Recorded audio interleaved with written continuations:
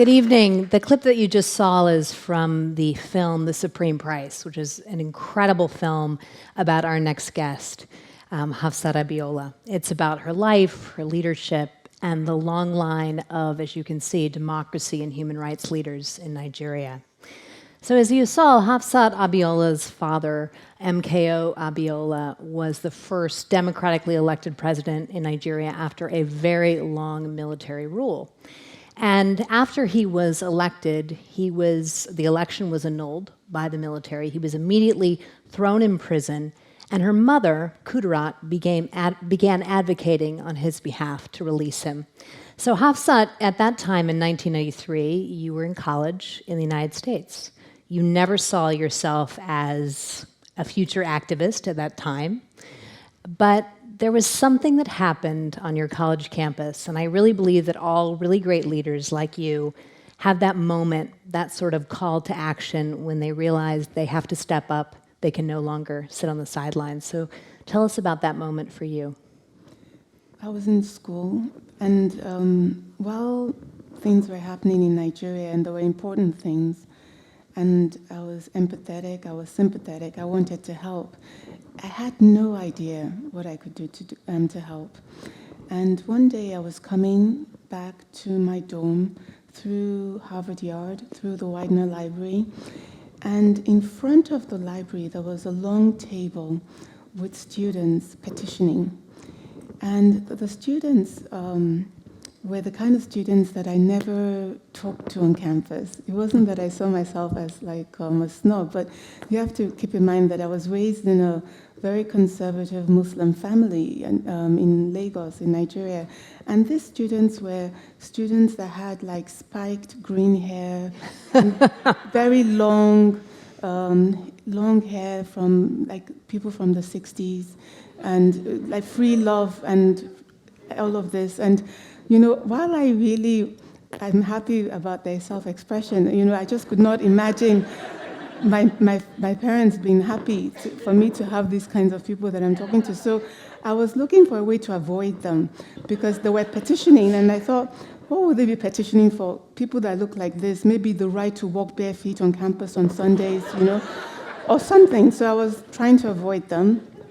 And I think they decided not to let me. So as I was trying to walk around their table, two of them left the table and came and stood in front of me. And they said, we're gathering signatures. There's an elected president in jail in Nigeria, and we're demanding his release. And that moment, I felt my whole body, but especially my head, grow hot. I don't know if this ever happens to you. In Nigeria, we say, Ori mi gbono, which is my head grew hot. And I had tears in my eyes, you know, and I said, do you know you're speaking about my father? And they didn't know. They didn't know. And they said no, that they were part of a group called Amnesty International, and that Amnesty had sent them some information from the headquarters in DC, and they were now gathering signatures. And they said, could you come and speak to us about what is happening in Nigeria? And I said, yes, I would. And I ran home. I ran to my dorm and I called my mom. And I said, Mommy, there's some people here and they want to help. Can you send me information about the treason charges and the trial? And she said she would. And in that time, it was before email, so she had to fax it. So I had to go back to the Harvard Yard, to the shop, a little shop beside the bagel shop, where you could get the fax. And she had sent the fax, and at that time, I know there's some young people who never had to deal with faxes. You send faxes, and then you have a cover letter. And the cover letter, my mother had written, Hafsat, I've been waiting for you to ask to help. Thank you. And so what was it for me? It was just that those young kids gave me an entry point. My family, as I said, it's a Muslim family. Not all Muslim families are polygamous, but mine is. And I have 18 brothers and sisters. And I was the one that did the most. And I really credit it to those young kids who were petitioning that day. So as we saw in the film, your parents were both killed in the work that they did. First, your mother, who, as we saw, was killed by the military, and then your father, who mysteriously, on the eve of his release, in front of the State Department officials who had come to visit him on the eve of his release, collapsed. And of course, in the autopsy, they say they found nothing, but I know that you believe, and many people believe, that he was poisoned. What I find so interesting about you, and I've known Hafsat for about 20 years. We've worked together quite a bit. And what I find so amazing about this woman is that so many people at that time then called for her to come back to Nigeria and step into her parents' shoes and potentially run for president. And I remember I asked her at that time, are you planning to do that? Because, worried about my friend. And she said, no, because we don't need one great leader. We need a ground shift, a groundswell of a different cadre of leaders. So that's really how you, as I see it, have continued your parents' legacy of human rights and democracy in the country. Tell us about your work and how that journey began. So when my mother was killed, I decided that I would create an organization named for her. And her name was Kudurat, which is an Arabic name, begins with a K. And I thought, what one word described my mom that had K in it? And I thought kind, because my mom was really the kindest person I knew, very gentle, very kind human being.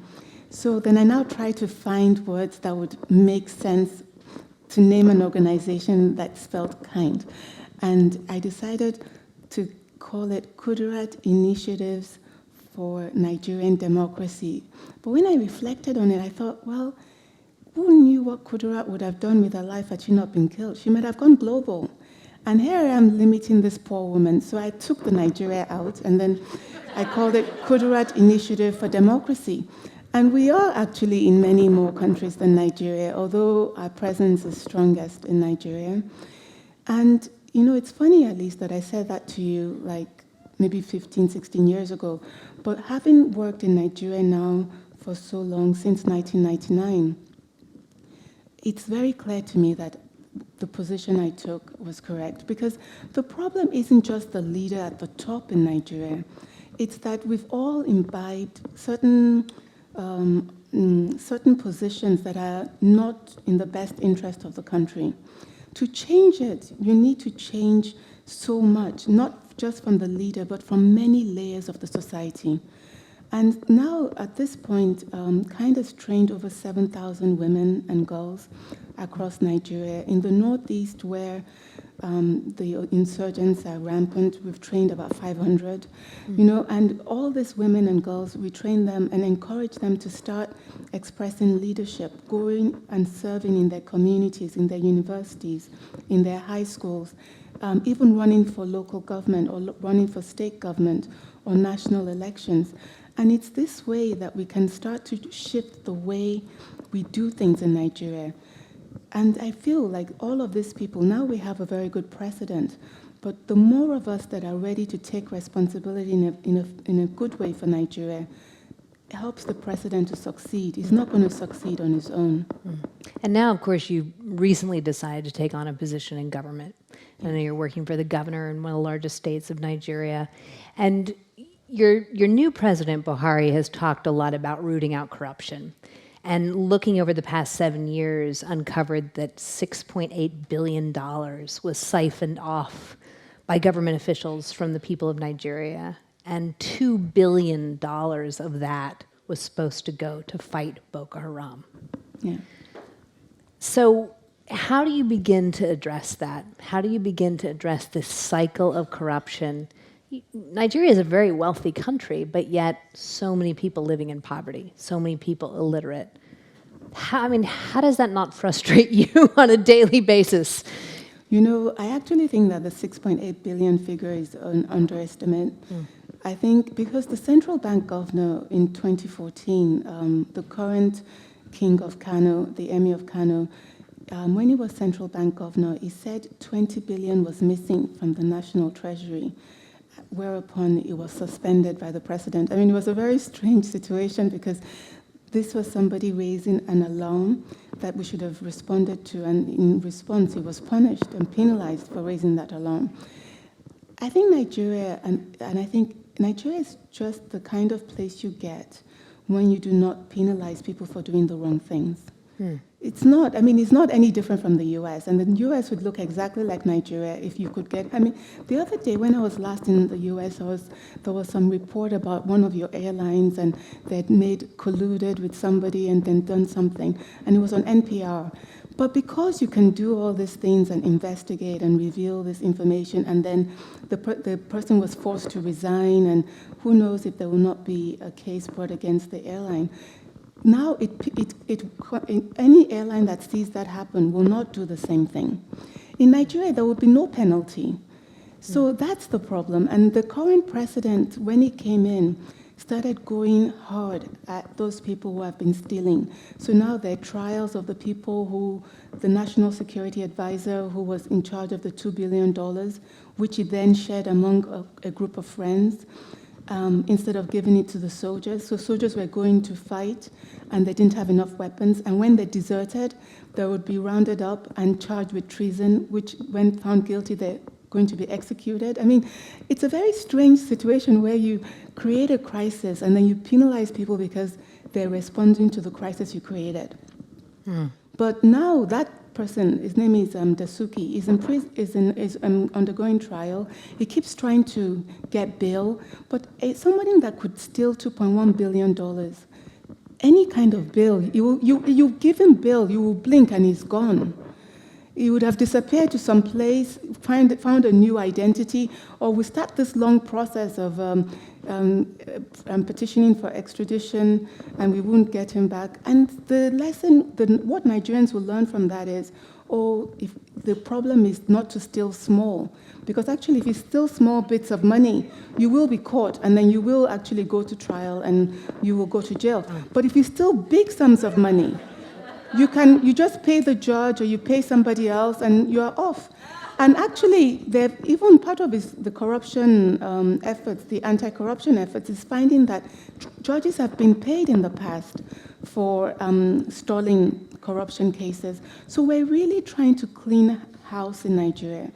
But you see, there's a challenge for the president because what he can do is dependent on the goodwill of the Nigerian people.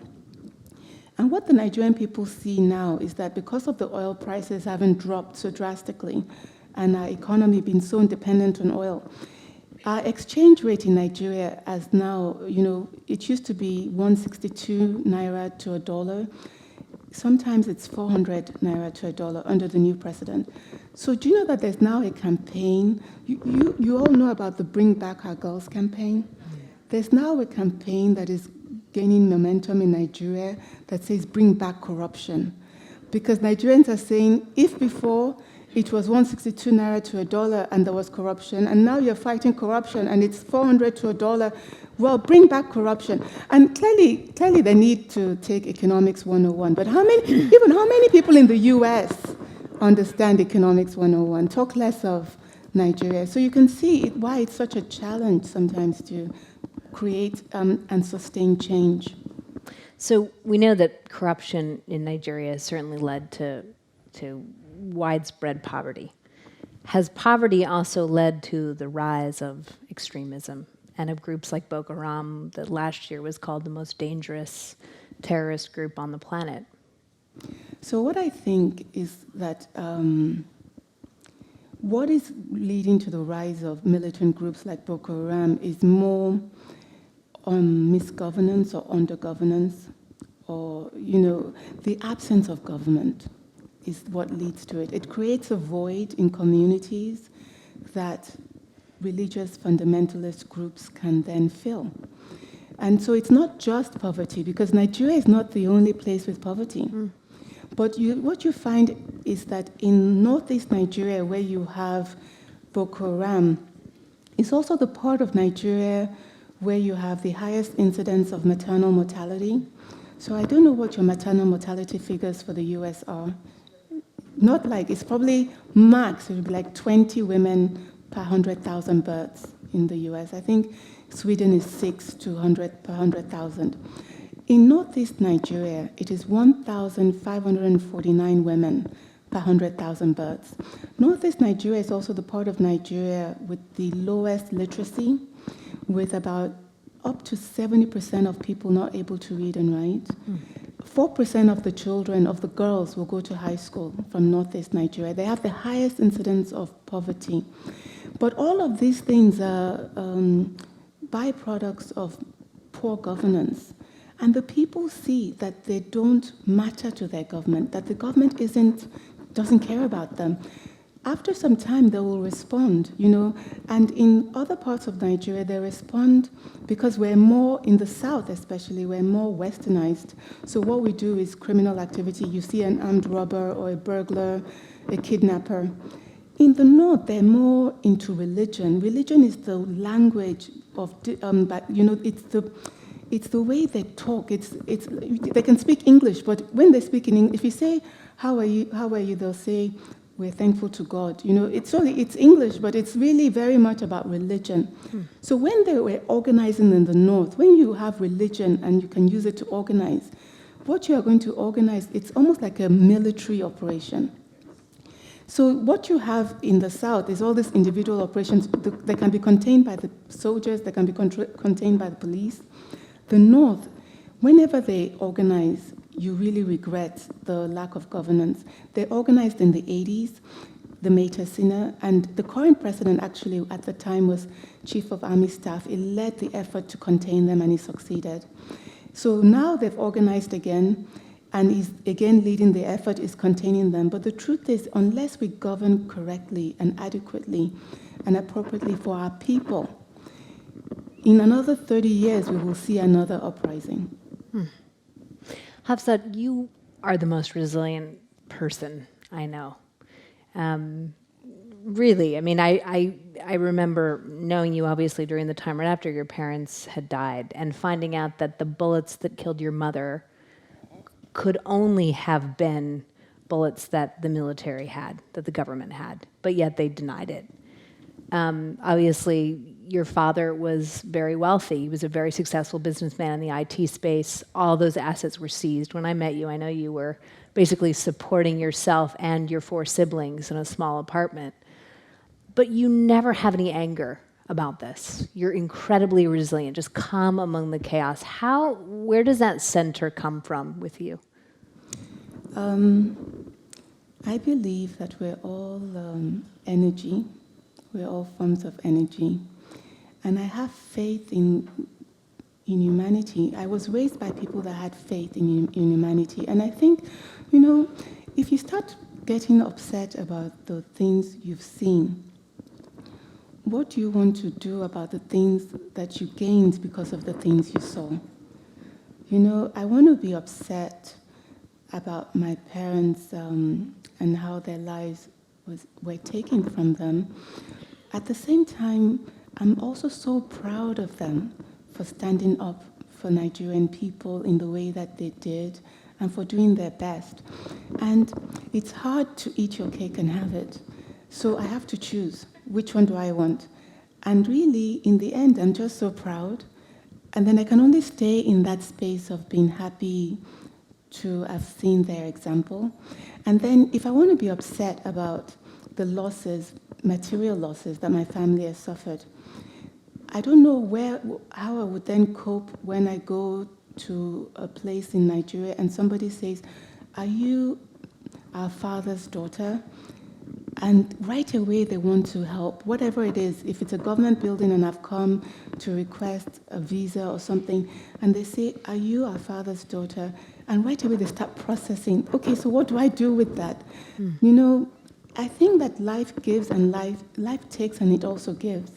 And if you are spending so much time looking at the things that have been taken away, you don't even see what it has given. And that's a mistake.